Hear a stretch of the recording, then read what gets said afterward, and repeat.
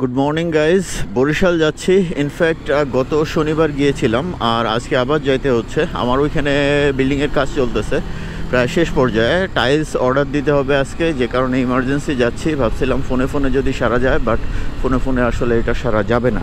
আচ্ছা, আগে টোলটা দিয়ে নিই, তারপরে কথা বলতেছি। দেখেন টাকাটা কোথায় রাখছি, এটা হচ্ছে ভালো একটা ওয়ে যে টোল দেওয়ার সময় বেসিক্যালি অনেকে মানি ব্যাগ বের করে টাকা পয়সা দিতে খুচরা টুচরার ঝামেলায় অনেক সময় লেগে যায়। বাট এরকম একটা প্রসেস যদি আগে থেকে আপনি রেডি করে রাখেন, তাহলে আপনার সময়টা বাঁচবে, হ্যাসেলটা দূর হবে।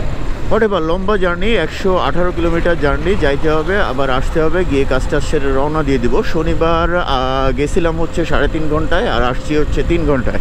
আসার সময় নাইট জার্নি ছিল, তবে আসার সময় একটু টানাটানি করছি, বাট একটু প্যারা ছিল। সেটা হচ্ছে আসার সময় আমি মাইলেজটা পেয়েছিলাম কম। আমার সামনের টায়ারের হাওয়া খুব কম ছিল, যে কারণে আসলে মাইলেজ খুব কম পাইছি। Only 35 kilometre per litre mileage পাইছি। আজকে আশা করতেছি 45 রেঞ্জের মাইলেজ পাবো। আর গত শনিবার রওনা দিয়েছিলাম আমি একেবারে সকাল 8টার সময়, সো ট্রাফিক একটু কম ছিল। দেখেন এই পিক আপটা হঠাৎ করে ব্যয় সিগন্যাল দিয়ে দিছে, এটা কোনো কথা? আর একটু লেটে সিগন্যাল দিলে কিন্তু এই প্রাইভেট কারটার সাথে একটা ঝামেলা হইতে পারতো তার। সো হাইওয়েতে এই ডান বাম করা সিগন্যাল দেওয়াটা কিন্তু খুব জরুরি। অনেকে, স্পেশালি অনেক বাইকারই আমি দেখি এই সিগন্যাল দেওয়ার ব্যাপারটা জানেনই না। যেমন ধরুন, আমি এখন এই ডানের লেন দিয়ে চলতেছি, আমি যদি বায়ের লেনে যাই তাহলে আমাকে বায়ে ইন্ডিকেটরটা দিতে হবে, তারপরে এইভাবে আস্তে আস্তে বায়ে যেতে হবে। ইন্ডিকেটর দিয়েই সাই করে বায়ে চলে যাওয়া কিন্তু ঠিক না। মানে ইন্ডিকেটর দেওয়ার পরে অ্যাটলিস্ট 10-15 সেকেন্ড একটা সময় কিন্তু দিতে হবে পেছনের ভেহিকেলকে। সো ইন্ডিকেটর দিয়েই আপনি টার্ন করে গেলেন, এটাও কিন্তু ঠিক না। ও আরেকটা অদ্ভুত ব্যাপার হচ্ছে, আমার কিন্তু মিটার কেবল কাটা। লাস্ট ভিডিওতে দেখছেন কিনা আমি শিওর না, এটার স্পিড উঠতেছে না। এটা আরেকটা প্যারা। স্পেশালি যারা মোটো ব্লগ দেখেন, মোটো ব্লগটা এনজয় করেন, তাদের জন্য স্পিড অনেক সময় দেখাটা একটা ফ্যাক্ট হয়ে যায়। বাট আমার আজকে কোনো স্পিড আপনারা দেখতে পাবেন না, যদিও অ্যাভারেজ আমি 60, 65, 70 এই রেঞ্জেই ক্রুজ করবো। বাট আনফর্চুনেটলি এটার স্পিড মিটার সেন্সর কেবল যেটা আছে, ওইটা এখনও লাগানো হয় নাই। পসিবলি বরিশাল থেকে এসে আগামীকাল বা পরশু দিন ওইটা ইনস্টল করে ফেলবো, তারপরে আপনারা স্পিড দেখতে পারবেন। আরেকটা ফ্যাক্ট হচ্ছে, এখন থেকে রেগুলার আমি কন্টেন্ট পাবলিশ করব ইনশাল্লাহ, আর কিছু ট্রাভেল ব্লগ ইনশাল্লাহ দেখতে পাবেন। যদিও আমার ডিভাইসগত কিছু লিমিটেশন আছে, ফোনের অবস্থা খারাপ। আমার ফোনটা এখন ওয়্যারলেস মাইক্রোফোনটা একেবারেই কানেক্ট করতে পারছে না, চার্জিং পোর্টটা একেবারে শেষ হয়ে গেছে। যাই হোক, আমরা কিন্তু খুলনা থেকে বাগেরহাট ডিস্ট্রিক্টে প্রবেশ করলাম। এটা বাগেরহাট ডিস্ট্রিক্টের সীমানা, পেছন থেকে শুরু হলো। এই যে আমি ওভারটেক করব, আমি কিন্তু ডাইনে সিগন্যাল দিয়ে দিলাম আর গিয়ারটা ডাউন করলাম। গিয়ার ডাউন করলে ওভারটেকিংয়ের সময় বাইকে ভালো পাওয়ার পাওয়া যায়। অনেকেই হয়তো এই জিনিসটা জানেন, আর যারা জানেন না তাদের উদ্দেশ্যে এটা বলে দিলাম। এই যে গিয়ার ডাউন, আমি এখন ভালো পাওয়ার পাচ্ছি। আর গিয়ার যদি 5 গিয়ারে থেকেই টান দিতাম, তাহলে কিন্তু এক্সিলারেট হইতে অনেক সময় নিত। সেক্ষেত্রে ওভারটেকিংয়ে কিন্তু আমার অনেক সময় লাগতো। আমি ম্যাক্সিমাম ওভারটেকিংগুলো করি হচ্ছে 3 গিয়ারে। 3 গিয়ারে ওভারটেকিংয়ের সুবিধা হচ্ছে ভাই সেই লেভেলের পাওয়ার পাওয়া যায়, মানে যতটুকু দরকার ততটুকু পাওয়ারই বাইকটা দিতে পারে। আর ওভারটেকিংয়ের ক্ষেত্রে পাওয়ার এক্সিলারেশন দুইটা দরকার হয়, সেক্ষেত্রে 3rd gear is the best option. এটা হচ্ছে যুগীখালী নদী, সামনে হচ্ছে কাটাখালী মোড়। অনেকেই জানেন না এই নদীটার নাম, এটার নাম হচ্ছে যুগীখালী নদী। ছোট্ট যদিও খালের মতো, এটাকে আসলে নদী বলার এখন মনে হয় না যে ঠিক হবে। নদী বললে নদীরই মান সম্মানে লাগবে। এই যে হচ্ছে নোয়াপাড়া মোড়, সোজা চলে গেল বাগেরহাট, দেন পিরোজপুর, বরিশাল, আর বায়ে চলে গেল Dhaka. Barishal 106 kilo, Dhaka 280 kilo, Pirojpur 40 kilo, Bagerhat 18 kilo. Okay, let's see. আচ্ছা, বাইকে ফুয়েল আছে 3 দাগ, ফুয়েল ভরতে হবে। তবে আজকে আমার মনে হয় যে 45 রেঞ্জের মাইলেজই পাবো। সো তেল নিয়ে আজকে খুব একটা চিন্তা নাই, তবে একটু পরে রিজার্ভে চলে যাবে মনে হচ্ছে। দেখি পিরোজপুর পর্যন্ত যদি যাওয়া যায়, ওইখানে গিয়ে তেল নিব, অথবা তার আগে কোথাও তেলটা নিয়ে নিব। ও সিগন্যাল দিল না, ওভারটেক করলো, সিগন্যাল দিল না। This is not good driving definitely. Overtake করতে গেলে ইউ শুড ইউজ সিগন্যাল।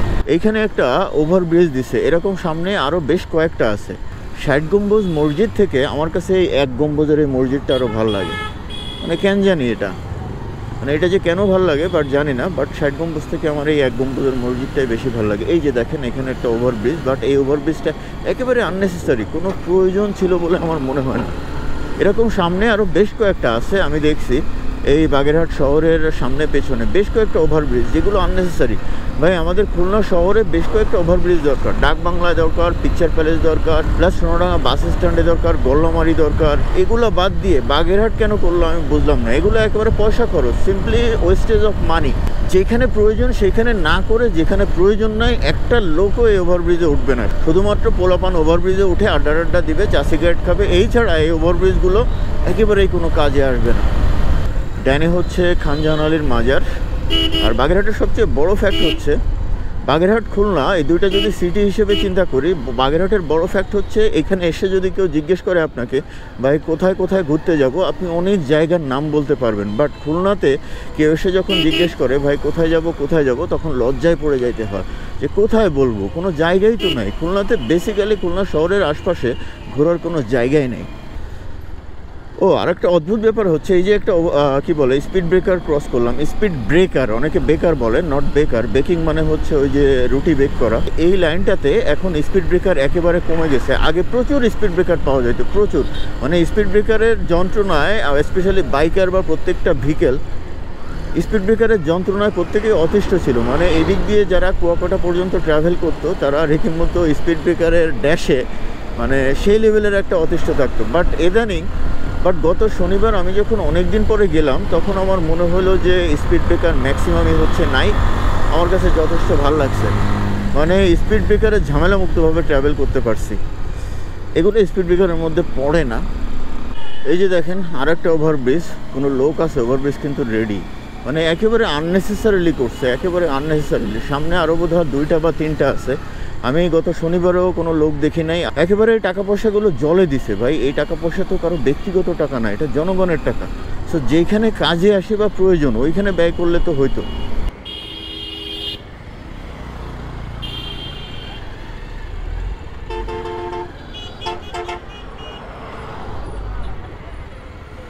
দেখছেন এরা দুইজন একসাথে ওভারটেক, দেখছেন আমি যদি ওভারটেক করতে যাইতাম, মানে ও ওভারটেক দুইজন একসাথে। হ্যাঁ কি বলবো, যাক পাম্প পাইছি, আগে এখান থেকে তেল নিতে হবে। পাম্পের নাম জানি না, বাট আগে তেলটা নিয়ে নিই, petrol. He's taking octane but I will take petrol. 121 টাকা কেন বাগেরহাটে? খুলনাতে 120 টাকা, বাগেরহাটে 121 টাকা। এখানে 1 টাকা বেশি, 121। হ্যাঁ এক্স্যাক্টলি 121.08। ও একটা ব্যাপার আছে, সেটা হচ্ছে লোকেশন ভেদে কিন্তু তেলের দাম ডিফারেন্ট হয়। এটা কিন্তু বাংলাদেশ পেট্রোলিয়াম কর্পোরেশন থেকে দিয়ে দেওয়া আছে। যেমন সাতক্ষীরাতে আর খুলনাতে কিন্তু তেলের দাম একই হবে না, যেহেতু সাতক্ষীরাতে ডিস্টেন্স বেশি, তেল পৌঁছাইতে খরচ হয় বেশি। আবার ঢাকার আশেপাশে অনেক সময় একটু কম হয়। ভাই আমাকে 7 লিটার দিন। হ্যাঁ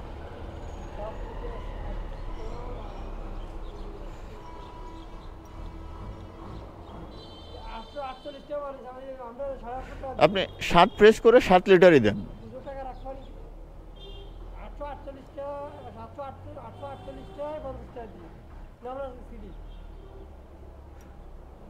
মানে 7 লিটার হবে না?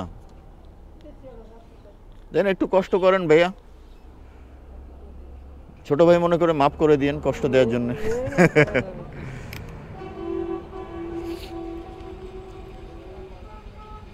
এইখানে হচ্ছে 1 টাকা বেশি তেলের দাম, তাই না? খুলনাতে 120 করে।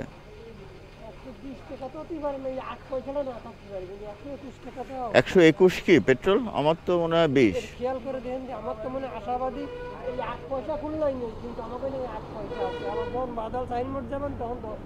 10 পয়সা হয়ে যাবে, মানে 21 টাকা। আচ্ছা আচ্ছা, আমার ভুল হয়েছে তাহলে। Thank you. দড়াটানা সেতু, এখানে বাইকের ক্ষেত্রে টোল নাই। ছোটোবেলায় যখন এই বাগেরহাটে আসতাম 97-98 ওই সময়, সম্ভবত সেতুর কাজ পুরো শেষ হয় নাই, আমার এক্স্যাক্টলি মনে নাই। বাট এই নদীর পাড়ে এখানে আড্ডা দিতাম, হাঁটাহাঁটি করতাম, এটা স্পষ্ট মনে আছে। দেখছেন ও একটু ভাঙা অ্যাভয়েড করতে গিয়ে ডানে চলে আসলো। এই জন্যই বলি যে অটোওয়ালা, রিক্সাওয়ালা, ভ্যানওয়ালা এরা হচ্ছে আধ্যাত্মিক। আর বাংলাদেশের পুরো রাস্তাই হচ্ছে এই আধ্যাত্মিক লোকদের কবলে, মানে এরা হচ্ছে রাস্তার জন্য রীতিমতো যমরাজ। ভাই এরকম একটা ছোট্ট বাজারে ওভারব্রিজ, এটা কোনো দরকার ছিল বলেন? এই যে ধন্যবাদ সড়ক বিভাগ বাগেরহাট, আর পিরোজপুর হচ্ছে ওয়েলকাম। আমরা পিরোজপুর ঢুকে গেলাম, মানে বরিশাল ঢুকে গেলাম, মানে অফিসিয়ালি আমরা এখন পিরোজপুরের ভেতরে। এই যে হচ্ছে পিরোজপুর গেট। এটার নাম কি নদীটার? নদীটা তো বেশ বড়, নদীর নাম জানতে না পারলে তো আসলে আমার ঘুম হয় না। বলেশ্বর, ইয়েস, বলেশ্বর সেতু, মানে এটা হচ্ছে বলেশ্বর নদী। চা খাবো কোথায়, চা খাবো কোথায়? পিরোজপুরে চার দোকান ভালো কোনটা? পিরোজপুরে যদি কোনো পরিচিত ভাই ভেলা থাকতো তাহলে হয়তো জানতে পারতাম।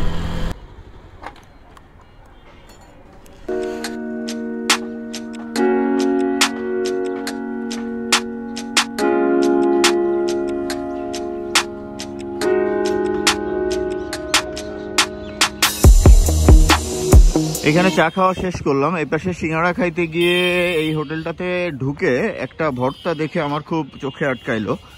এই ভর্তাটা মনে হচ্ছে যাওয়ার সময় খেয়ে যাই। এই যে দেখেন অনেকগুলো ভর্তা আছে। আর সোফার শুনলাম যে পিরোজপুরে যতগুলো হোটেল আছে এখানে 18 রকম ভর্তা পাওয়া যায়, তাই না?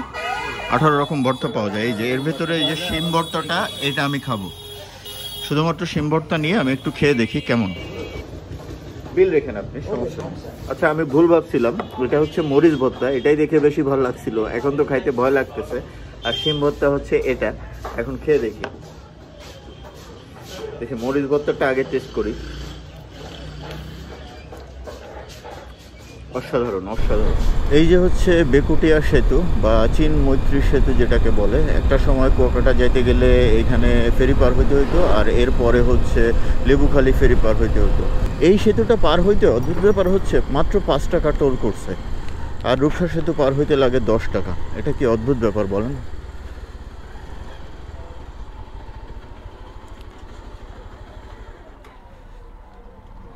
টাকা পয়সা তো খুঁজতে গেলে একটা ঝামেলা হয়ে যাবে। ওহ, পাওয়া গেছে 5 টাকা। Thank you.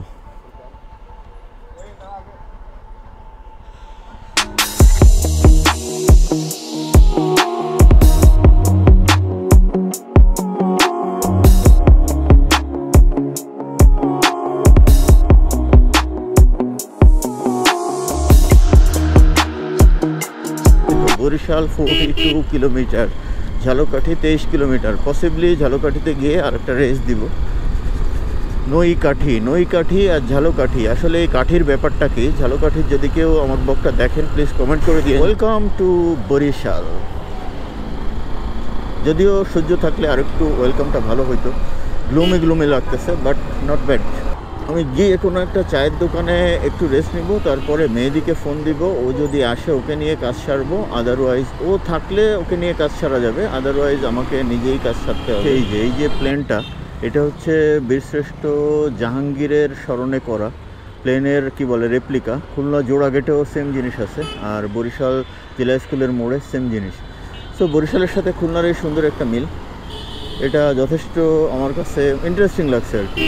আচ্ছা, আমাদের বাসা হচ্ছে ব্রাউন কম্পাউন্ড, বরিশালের অনেক ফেমাস এলাকা, অনেকেই জানেন।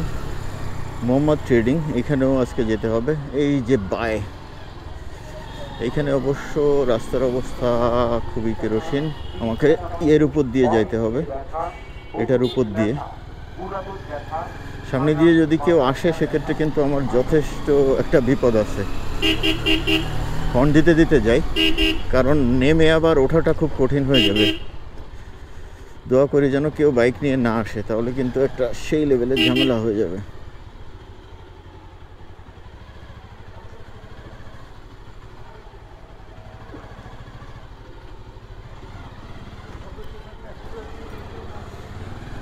এই হচ্ছে বরিশালের ব্রাউন কম্পাউন্ড, ব্রাউন সাহেবের ব্রাউন কম্পাউন্ড। ও ওই পাশ দিয়ে যখন বেরোবো তখন এই যে দেখেন, এই যে কাঠের একটা বাড়ি, এটা হচ্ছে বরিশালের সবথেকে পুরনো, এখনও সবথেকে পুরনো বাড়ি আর কি, স্মৃতি বিজড়িত, মানে অনেক পুরনো। যদিও আমাদের এই বাসাটাও এরকম অবস্থায় ছিল, কিছুদিন আগে ভেঙে ফেলা হয়েছে। And this is our home. এখনও কেউ আছে কি না জানি না। 5 তলা বাড়ি, মোটামুটি ম্যাক্সিমাম কাজকাম সব রেডি। দেখি মেহেদি যদি থাকে তাহলে আপনাদেরকে হয়তো ঢুকে আমি অ্যাপার্টমেন্টটা দেখাইতে পারবো, আদারওয়াইজ গত শনিবারের ফুটেজ আছে ওইটা দেখাই দিব। এই যে হচ্ছে আমাদের বিল্ডিংয়ের কাজ প্রায় শেষ পর্যায়ে, লিফটের ইনস্টলেশন হয়ে গেছে। একটু দেখাই, এটা হচ্ছে 2য় তলায়। এই যে হচ্ছে সিঁড়ি, আমাদের অ্যাপার্টমেন্টটা দেখায়। এই যে দরজা খুলে রাখছি আপনাদেরকে দেখানোর জন্য, সবাইকে একটু দেখাই। এই ঢুকেই হচ্ছে, এটা হচ্ছে ড্রয়িং স্পেস। এখানে একটা ফ্রি, এখানে গ্লাস হবে রাইট? ওকে।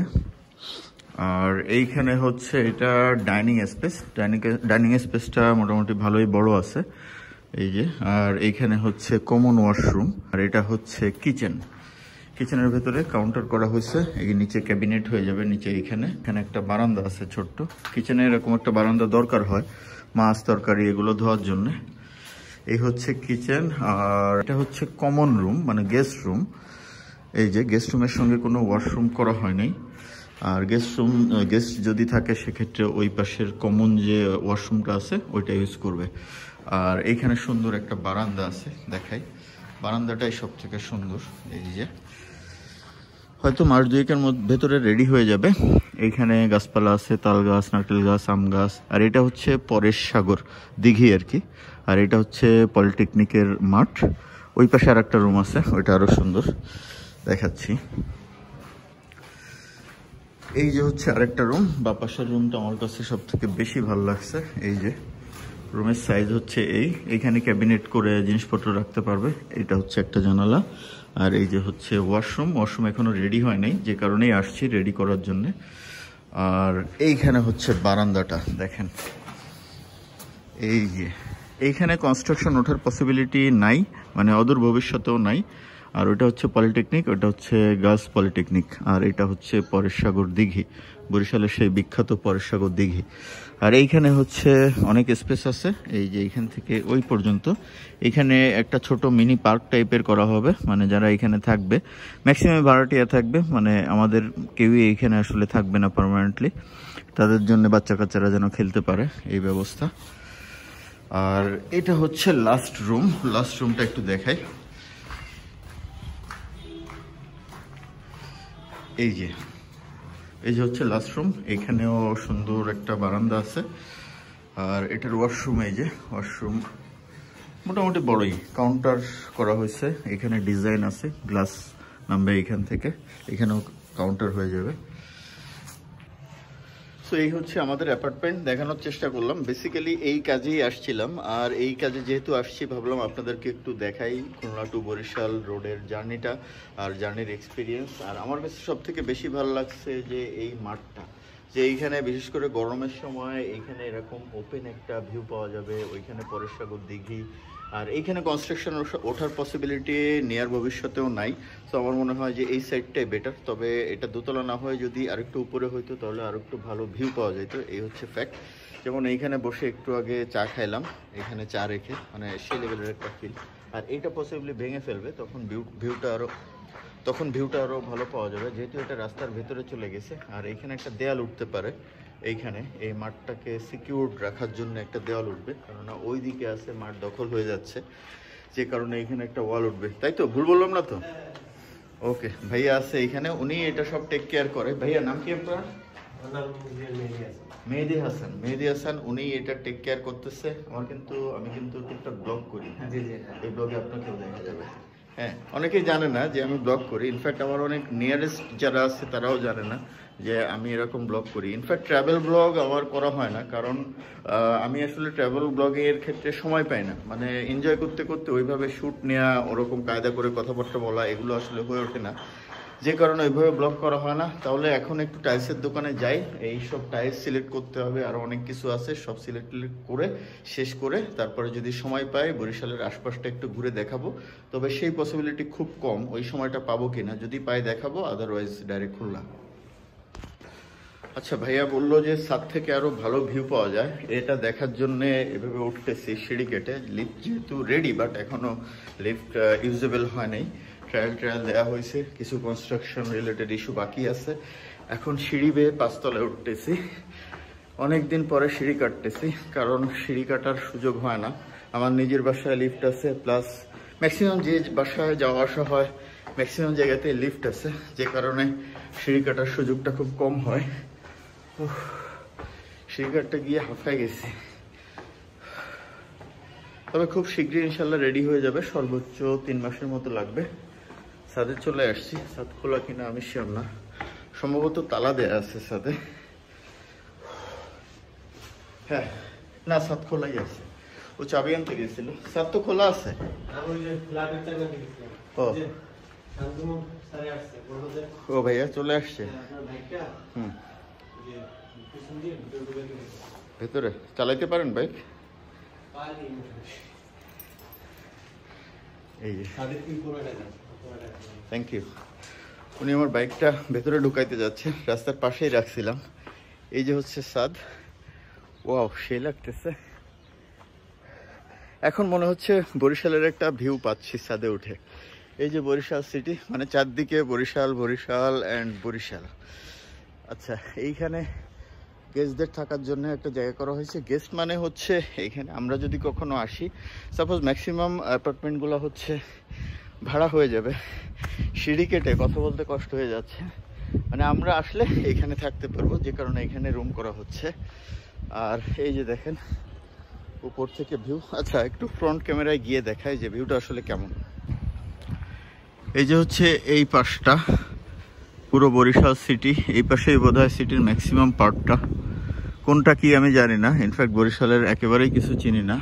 তবে এটা সুন্দর করছে ছাদে, মানে ছাদে যারা উঠবে তারা মোটামুটি এখানে ভালো একটা সময় কাটাইতে পারবে, মানে চমৎকার একটা ইয়ে করছে। মানে ওভারঅলি আমার কাছে খুবই ভালো লাগছে।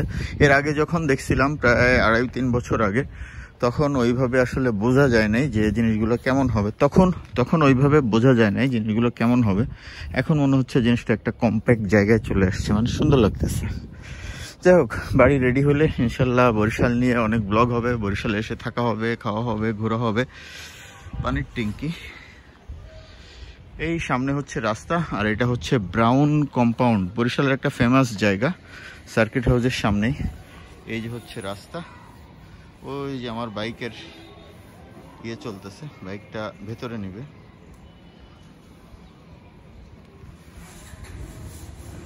ও পারছে, আমার ইঞ্জিন কেস সুইচটা উল্টা, বাট উনি কিন্তু পারছে সেটা। গুড। এই রাস্তাটা খুবই চিপা, ছোট্ট একটা রাস্তা। হোয়াটএভার, তাহলে একবারে কাজটা সারি, তারপরে দেখা হবে ইনশাল্লাহ।